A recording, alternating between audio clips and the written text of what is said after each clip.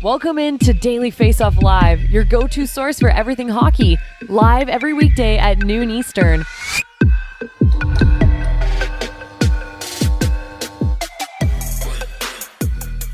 Welcome in Monday, May 29th, and somehow the Dallas Stars are still alive. Also tonight, great sports night. Frank Saravalli, Memorial Day down in the U.S. How are you doing on a holiday Monday? I'm good. Ready for this. So much to talk about. We got a potential choking situation for the Vegas Golden Knights. A lot happening on the GM and coach vacancy front. Let's dive in. Yeah, let's get right into it. Daily Faceoff Live, as always, brought to you by Betano. The game starts now at betano.ca. Let's start 2 minutes and 30 seconds up on the clock and start with those pesky Dallas Stars. They just will not roll over. Frank, I mean, we were joking on the shows last week that, like, hey, if you're Dallas, come on. Just get out of this in game 4. Like, you're not pushing this thing crazy deep. But then they have. And there's a couple reasons why I actually think they should be pretty confident rolling into tonight. One, Jake Ottinger. 931, 949 were his save percentages in games 4 and 5. And we know that guy gets better as the series goes on. That's got to be the reason why maybe the Golden Knights are a little nervous here, Frank. Yeah, I think Jake Ottinger is one. You heard Pete DeBoer, his coach, say he's money. He saved his best 2 games of basically the last month for these 2 elimination games, and he's got 2 more to snake through. But there's also Jason Robertson, and the impact that he's had on this series has been a significant one. A guy who was on a milk carton in round 2 against the Seattle Kraken, who was 7th in the league in scoring this year with 46 goals, has been an absolute beast for the Dallas Stars. Someone that has more shots from the inner slot in this series alone against the Vegas Golden Knights than he did in all of round 2, which went 7 games, of course. And more than that, he's someone that when you look at the clutch moments that he scored, every goal that Jason Robertson has scored in this series has either tied the game or put the Dallas Stars in the lead to break a tie. That's been a significant development. So it's Ottinger, it's Robertson, and oh, by the way, Tyler, they get Jamie Benn back for game 6. And so now what's in front of the Dallas Stars is something that is kind of actually somewhat routine. The way that people look at this as, oh, they need to reverse sweep it, I think they've accomplished the 2 hardest wins to get in the series. And now they trail just 3-2 in this series to advance to the Stanley Cup final. How many times have teams come back from down 3-2 in a series? It's routine. We see it every spring, 2, 3, 4 times a spring. So the Dallas Stars have accomplished the hardest part.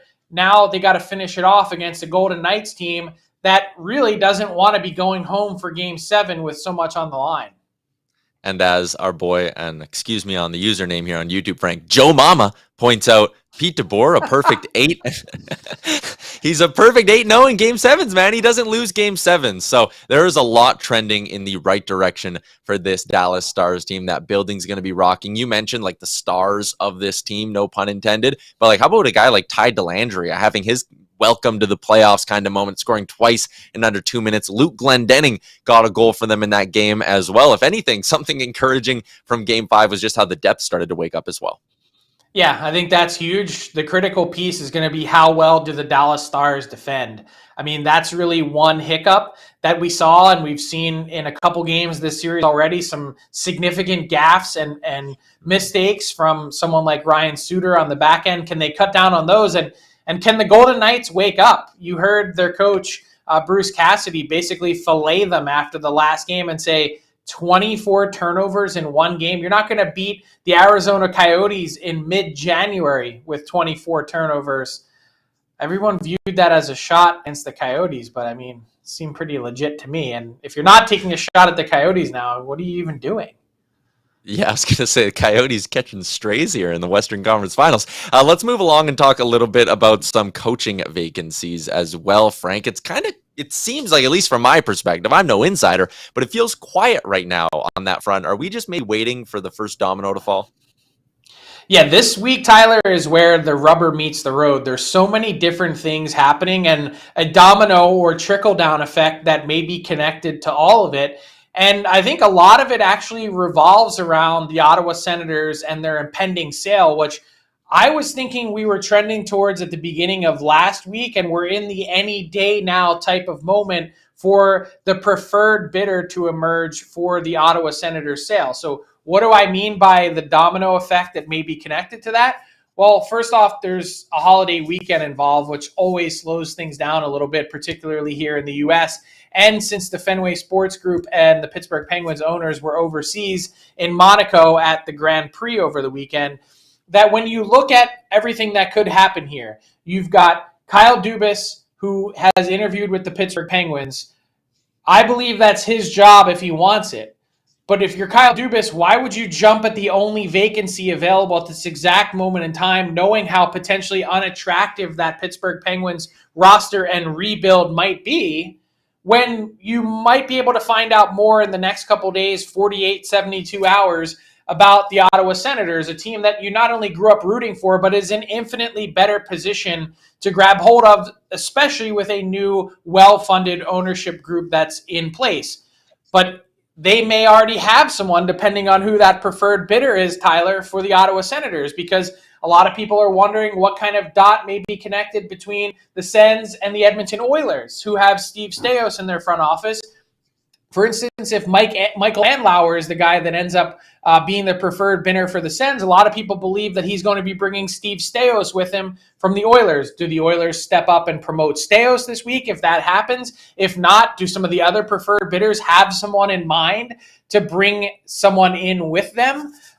Could Kyle Dubas fall into that mix? And then you begin to talk about the coaching part of it, which is, how does this impact DJ Smith? What happens with Sheldon Keefe in Toronto? We have John Hines, who seemingly no decision has been made about in Nashville just yet, as Barry Trotz and the Preds have been super quiet. Not to mention all of the other different coaching vacancies that go around the league from the New York Rangers, Columbus Blue Jackets, Anaheim Ducks, Calgary Flames. Go down the list. There's a whole bunch of things that are connected to this. And within that, you've got Spencer Carberry and Andrew Brunette, who probably are going to have choices to make on their own end in terms of vacancies that are available to them, that they might have the pick of the litter. So it kind of all, I think, starts and revolves around the nation's capital in Ottawa. Fascinating stuff, the way the trickle down could go. Just quickly, Frank, in like 20 seconds or less, Toronto Maple Leafs GM job. How close do you think we are to a decision there? I don't think that close. I think they've been active in the interview process already. As been reported, Brad Treliving has completed his first round of interviews. I reported some names over on Friday about just some of the other names that I expect to be interviewed or may have already interviewed, and those included Peter Chiarelli of the St. Louis Blues, also Jason Botterill of the Seattle Kraken. Doug Wilson has been reported as being in that group. So there's a whole host of guys that have some experience that have been mentioned out there as in terms of candidates. Mark Bergevin of the Los Angeles Kings as well. Interesting stuff. Switching gears again, Frank, and going to a story our friend Paul Paduti at Adjusted Hockey on Twitter. This guy is, I've said it 100 times, he's my favorite follow on Twitter. I love the stuff he's putting forward here, and he had something interesting on goalies in the Hockey Hall of Fame. Only 13 goalies who have played post-1967 have been elected to the Hall. That is like mind-blowing when you sit there and think about all of the great goalies you can rattle off in that time span and how few haven't gotten the call to the Hall. Take us through Paul's story and maybe who are some names that deserve to get a look who simply haven't for whatever reason. Yeah, you can read about it on dailyfaceoff.com. I love the series that Paul has put together. If you're not following him, as you mentioned, at Adjusted Hockey, the work that he does is incredible. He's basically put every single player that's ever played the game on a level playing field in terms of adjusting for errors with scoring. And then, of course, the connection to that with save percentages and goalies. It's fascinating stuff. And so basically what he pointed out is that there have been more Winter Olympics 15 and more goalie goals that have been scored 16 than goalies that have been inducted that have played in the NHL in the post-1967 era. It's a mind-blowing stat. But the point is, the Hall has not been able to properly evaluate and induct goalies for the longest time. We know that Henrik Lundqvist is a shoo-in essentially this year as a first-time eligible goalie, but are there others that deserve to go in with him? And Paul makes the case on dailyfaceoff.com today for Curtis Joseph. And when you think about his career and the way that it unfolded, you take a look at the numbers and how he stacks up to his competition. Certainly among that group of elite goalies that, may not have the Stanley Cup or the playoff dominance or the hardware and the Vezina that goes with it. But when you look at Cujo in his career, and you think about the Vezinas, well, the guys that he was losing the Vezina to those years are all guys that are in the Hall of Fame. Patrick Waugh, Martin Brodeur, et cetera, et cetera. So go through the list. And so he lost out to some of the best goalies that have ever played the game and finished a close sort of third and fourth to those guys in those years. That I think it speaks to the ultimate dominance that Curtis Joseph had. And you see this number here. First off, this is a mind-blowing list when you think about it. And then you look at someone like Jerry Cheevers down there at 54th and Eddie Jockman at 47th that somehow find their way into the Hall of Fame. Rogie Vachon got in a couple years ago as way down the list in the Hall of Very Good, according to how Paul does his work. So it's an incredible list to look at. There's a few things to stand out. Of course, Curtis Joseph, yes. John Van Briesbroek, yes. But also Thomas Vokoun, that's the one that really stands out to me. I'm like, holy smokes. No one has ever even thought of Thomas Vokoun or even had him on the list in terms of being someone that fits the Hall of Fame criteria. So I guess you have to kind of pick through this. No one really looks at him as an authentic candidate, but there's so much to consider when thinking about the dead puck era and how some of these goalies on the list also really benefited from playing at a time when there wasn't very much scoring. Yeah, we've done a lot of stuff we've taken a lot of Paul's work and dissected goal scorers and how they were affected by the dead puck era, but an interesting effect on goaltenders as well. Daily double today, Frank. We're doing 2 off-season previews on the show. We got our pal Jeremy Rutherford coming up in 2 minutes to talk about the Blues, but let's stay in that division. Talk a little bit about the Nashville Predators. It's the first summer with Barry Trotz at the helm as their GM. And man, the amount of picks they have in this upcoming NHL draft is incredible, Frank. In the next 2 drafts, really, they have a lot that they could do some damage with. 2 firsts this year, 2 seconds, 3 thirds, and 3 fourths. Do you think they'll take the approach of, hey, let's flip some of these picks and get some immediate help? Or is the smarter play here for Barry Trotz to get some prospects and start stocking the cupboard here in Nashville? I think that's the biggest question that I have about the Preds in general is, what are they trying to accomplish here? Are they trying to rebuild? Are they trying to do this on the fly and become a competitive team again? Sort of as I view the Predators and their current roster right now, I say that they're good enough to finish anywhere between, say, 8th and 14th in the West, which is not really any place that you want to be. Could they sneak into the Stanley Cup playoffs on the back of UC Saros again? Probably. But there also is a question to ask about Saros and his future in Nashville, given that they're ultimately going to have to re-up him at some point and pay him again. And also, just what is the overall thought process and plan for Barry Trotz? We haven't heard him speak too much on that just yet. And so when you consider all of that in the bigger picture and with what they've already sort of pared down their roster, moving Granlund and Ekholm and Niederreiter and Tanner Jeannot, they've taken a lot of pieces off of this team. When I had David Poyle on, frankly speaking, a few weeks ago after the season was wrapping up, the trade deadline had finished, he said, I had 5 goals in mind for the trade deadline. And he said he accomplished 4 of them. And I said, so what was the 5th? He said, well, that player is still on our roster. So clearly there's at least one other player that the Nashville Predators would like to end up moving. But what is the plan? Is it to package those picks and to try and get good again? Or is Barry Trotz going to be taking a methodical, longer view of, hey, this team needs to really rebuild a bit and we're 5 years away from being competitive? The problem is when you have some of the guys like Saros in net, Yossi on your back end, and then Johansson and those guys up front, Forsberg, you're not really ever going to be in a spot where you bottom out. So they've got a tough decision to make as they sort of swim in the NHL's murky middle.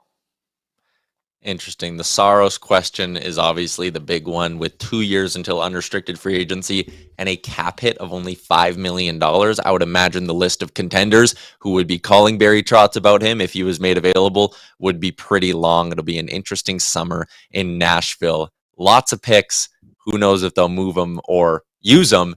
And that's a similar question to what we're going to get into with the Blues. Let's go to this week's edition of the All 32.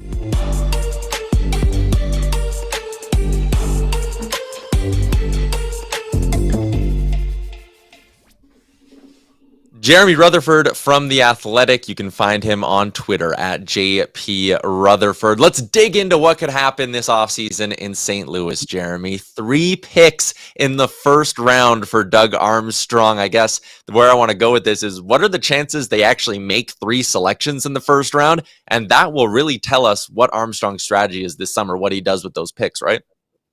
Yeah, that's the question here in St. Louis. Thanks for having me, guys. Of course, they have the number 10 overall pick, and Doug Armstrong, the general manager of the Blues, has said a couple times he'll be shocked if he's not walking to the stage in Nashville to make that number 10 overall pick. The Blues haven't had a lot of high picks. You talk about Eric Johnson, number 1 overall, Alex Pietrangelo, but that's been about it since Alex Pietrangelo. So now they get inside the top 10 with a tough season last year. And then also because of the trades of Ryan O'Reilly and Vladimir Tarasenko, they're going to have 2 later first-round picks, number 25 and a yet-to-be-determined pick once these playoffs wrap up. What are the Blues going to do? As I said, I think they'll make that number 10 pick. But the late first-rounders, that's the key question here. Frank, there's a situation where the Blues could make one of those players, the picks available to trade for an established NHL player, try to pluck somebody in here to keep this team competitive the next couple of years during what Doug Armstrong has referred to as a retool, or they could make both of these picks. You look at our stock pool rankings at The Athletic, and the Blues not too high in the prospect pool, so I think it's a situation where they'd be very well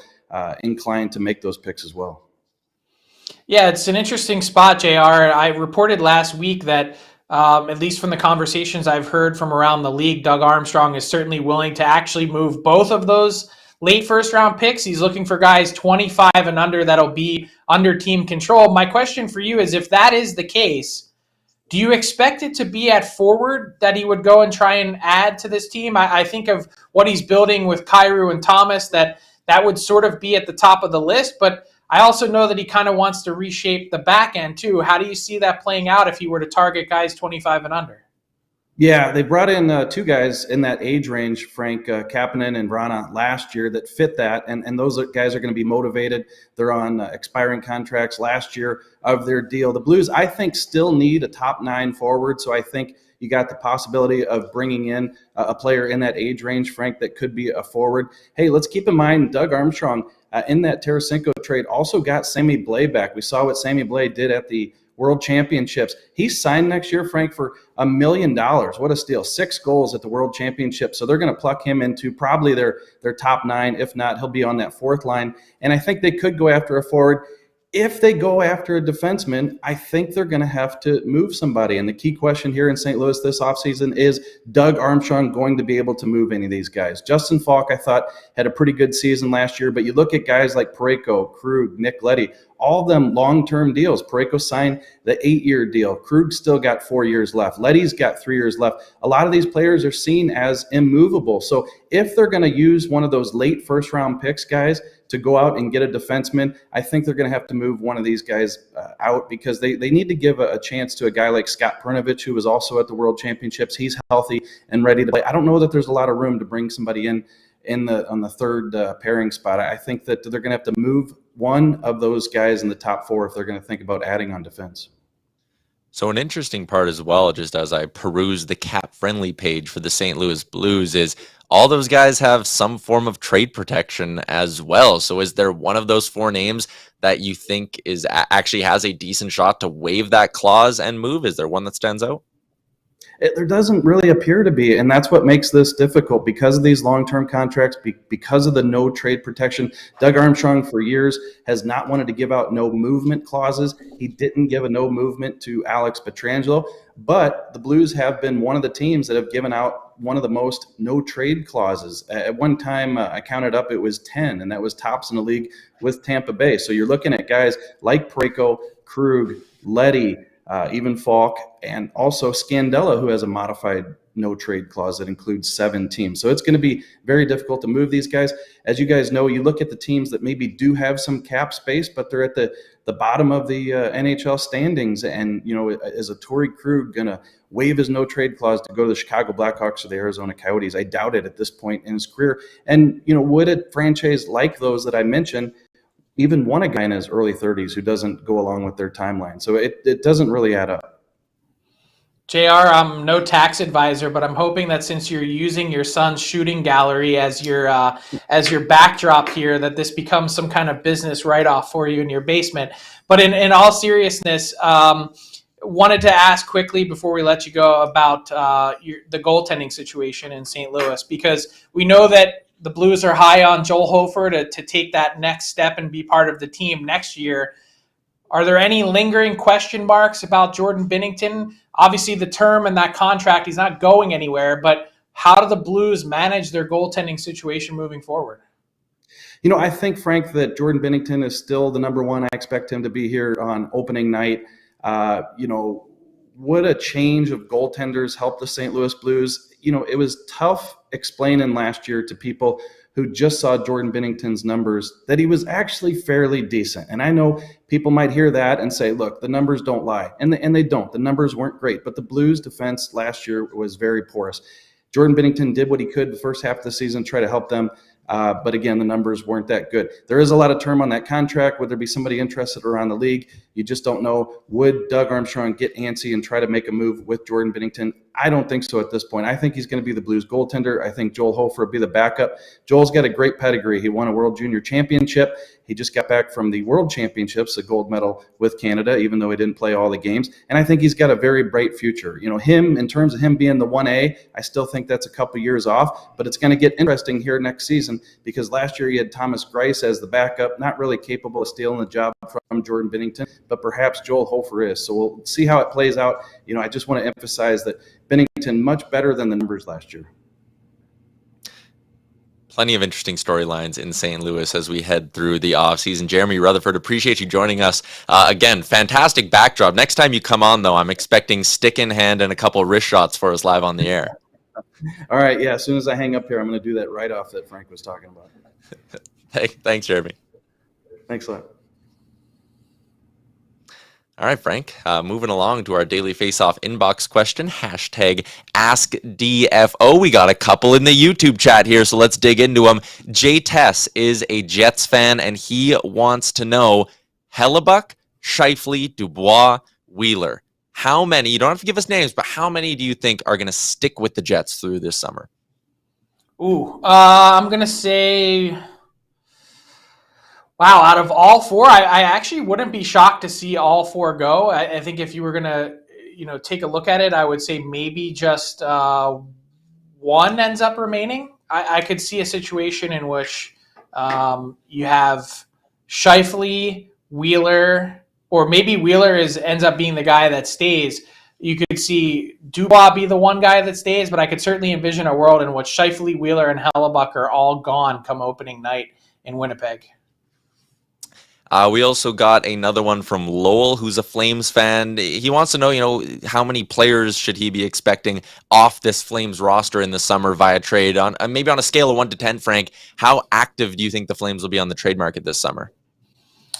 Not super active. I'd expect tweaks, and I think the biggest thing for them to figure out is which guys are they keeping in terms of players that are going to be signing long term. If you're not going to be keeping Michael Backlund, which I'd imagine they are, or Les Lindholm, or certainly Noah Hannafin, those are the big guys that you have to make a decision for to figure out. And if there's a no to any of those, would you like to be a Calgary Flame? Then that's when I'd expect the trade talks to heat up. But other than that, I'd envision some small tweaks. And by the way, I tweeted the clip this morning, but Craig Conroy, their new GM, did say that Dustin Wolf has deserved or earned an NHL opportunity in net. You look at his numbers in the AHL, they're fantastic. So what does that mean for Dan Vladar moving forward, who has 2 more years at a very reasonable 2.2? A lot of teams viewed him as a potential number 1 elsewhere. So do they move Vladar and keep Wolf? Do they move Wolf and get something significant for him? That's one other potential trade avenue as well. Interesting. We got an extra minute here, Frank. So let me throw you a third one here as well. Adam Jonas is in. He's a big Habs fan. Cole Caulfield is an RFA with no arb rights this summer. Bridge or long term for Caulfield in Montreal?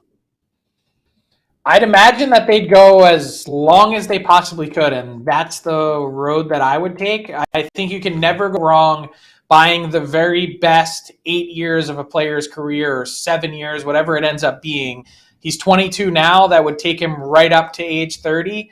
And you look at the production, you look at the goal scoring ability that he's always had, that Marty St. Louis has been able to pull out of him in a consistent way at the NHL level. I'd be locking him up as long as I could get him. All right, let's move along to our daily bets for today, brought to you by Betano. The game starts now at betano.ca. We got hockey to bet on tonight, Frank, and I am getting ready to go with a couple of player props for this one. I don't love that the Stars are as big of favorites in this game as they are on Betano, so I'm eyeing up two props. Simple as that. Jamie Benn's back in the lineup. He is minus 115 to score a point in this hockey game. He was playing very good hockey before that boneheaded moment in game 3. So I like Jamie Benn to bounce back at minus 115, or sorry, minus 114. Look at that, getting an extra cent on this bet as well. I think that's really solid value when you compare him to the other pieces up top of that Dallas Stars odds board. And secondly, this is my favorite bet of the night. It's Wyatt Johnston to go over 2.5 shots, paying out plus money, plus 102. Frank, he's been crushing this as of late. He's hit it in 4 of the 5 games already in this series. And when you go through his shot totals, 5. And then he missed it the one game. But before that, 4, 4, and 6 to start this series against Vegas. He's cruising. I love it. Wyatt Johnston over 2.5 shots plus 102 is my absolute favorite bet of the evening between the Stars and Golden Knights. Big one also, a big NBA game tonight. It's a fantastic sports slate over at Betano. Let's wrap up with a little bit of garbage time, Frank. Yourself and Jason Gregor got into things about the World Hockey Championship today on the DFO rundown. I won't get into that. People should go listen to it, though. I will give stick taps. Canada, sure, you did what you were supposed to do. But how about Germany and Latvia? The feel-good stories there. Germany gets a silver, a great effort by them. And Latvia pulls off the bronze, Frank, and they are partying about it in Latvia. If you have a chance, go on to, or here we go. AB got us the video. Look at this crowd to celebrate the bronze medal that they won at the World Hockey Champions. This is just, it's unbelievable, Frank. I mean, I love to see it, and you see it's a national holiday today in Latvia, just for a bronze medal, to see them represented on the international stage in terms of the big boys of hockey. It's fantastic for the sport, as you mentioned. Full marks to Germany for their run. JJ Peterka named forward of the tournament. Like, there's so many bright spots for the German team, which has its best run of NHL players that they've ever assembled. And so German hockey is certainly at the forefront right now. But just as a little rebuttal to this World Championship hype, as Canada celebrates its 28th gold medal at the Worlds, I don't understand how the World Championship is contested every year, for one. 2, the best players in the world that are the NHL players, some of them routinely just pass on the tournament in general. And 3, the fact that there is no Russia, I think, has certainly taken even more steam out of this World Championship, because the player pool is that much thinner. So hate to sprinkle on anyone's parade, but just kind of feels to me like the World Championships, whatever. Yeah, no, I'm feeling some drops on my hand. Frank Saravalli raining on the parade of the World Hockey Championship. So that's going to be a wrap on today's show, a Monday, May 29th edition of Daily Faceoff Live, brought to you by Betano. Find out more, betano.ca. Thanks to everyone who tuned in. We'll be back tomorrow. Talk with you then. Thanks for tuning in to Daily Faceoff Live. Make sure you hit the subscribe button to never miss an episode.